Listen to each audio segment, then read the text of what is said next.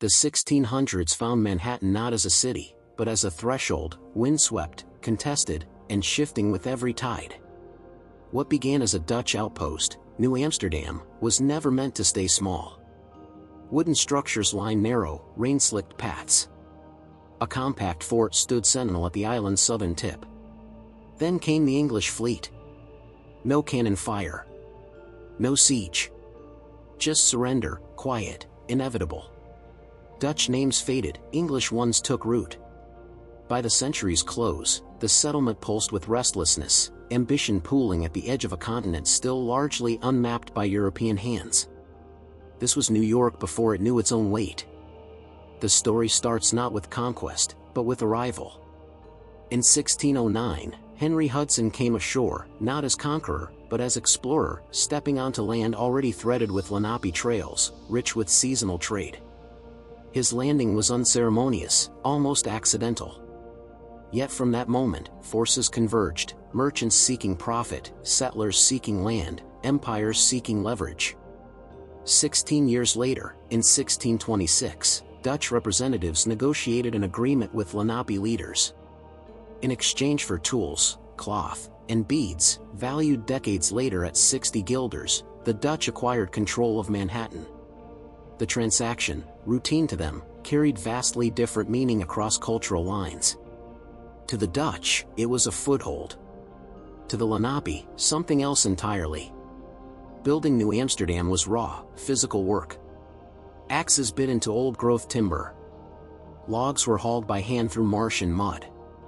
Every wall, every palisade post, every warehouse beam bore the imprint of labor, not machinery, not haste, but deliberate, daily effort. Smoke hung low in the clearing air. The settlement didn't rise, it was willed into being. That same year, Fort Amsterdam took shape, earthen ramparts crowned with sharpened logs, guarding the tip of the island.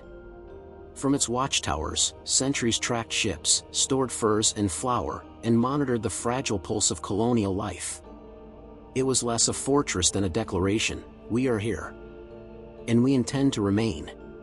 Peace, when it came in 1644, was not born of trust, but exhaustion.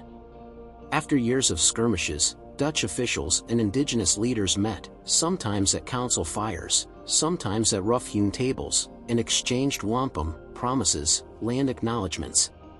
The treaties held, briefly. Long enough for the colony to exhale. Long enough to rebuild. By 1655, enslaved Africans formed a growing, coerced backbone of the settlement. Brought by the Dutch West India Company, they cleared land, built docks, tended livestock, and maintained homes, always under surveillance, always without consent. Their labor anchored the economy. Their presence deepened a moral fault line that would echo for centuries. Inside a typical home, often just one room, hearth smoke mingled with drying herbs and river damp. Light seeped through small, leaded panes. Families rose before dawn, children grinding grain or hauling water, adults mending nets, salting meat, splitting wood. Evenings ended not with leisure, but with preparation, tools laid out, candles trimmed, stories told in low voices. Life wasn't easy. It was focused. Survival, measured in tasks completed. September 1664. English ships appeared in the harbor, their broadsides pointed at the aging fort. Peter Stuyvesant wanted to fight. Most colonists did not. The surrender was swift. New Amsterdam became New York, not in blood, but in ink and quiet resignation. 2 years later, the Treaty of Breda made it official. The Dutch traded their North American claim for Suriname, a pragmatic exchange, distant and decisive. New York was now English, legally and irrevocably. A brief reversal came in 1673, when Dutch forces retook the city, renaming it New Orange. For 11 months, the Dutch flag flew again. But diplomacy overruled victory. The colony was handed back. New Orange vanished, like a dream interrupted, leaving only echoes in street names and rooflines. By 1679, the old Stadhuis, once the Dutch city hall, still stood, now serving English magistrates. Inside its thick walls, land deeds were signed, disputes settled, shipping manifests logged. The building was a relic, yet indispensable, a bridge between what had been and what was becoming. The 1680s brought growth, brick replacing wood, trade swelling the docks, population nearing 4,000. With it came more enslaved laborers, their forced work shaping everything from wharves to households. The city's prosperity had a shadow it could not outrun. The great dock jutted into the East River, alive with noise and motion. Barrels rolled, ropes groaned, voices shouted in half a dozen tongues. Sugar from the Caribbean. Furs from inland. Tobacco from the south. This was no longer a frontier post. It was a node in an empire's network. Architecturally, New York remained caught between past and present. Steep gables, brick facades, heavy beams, all Dutch signatures, still define the streets.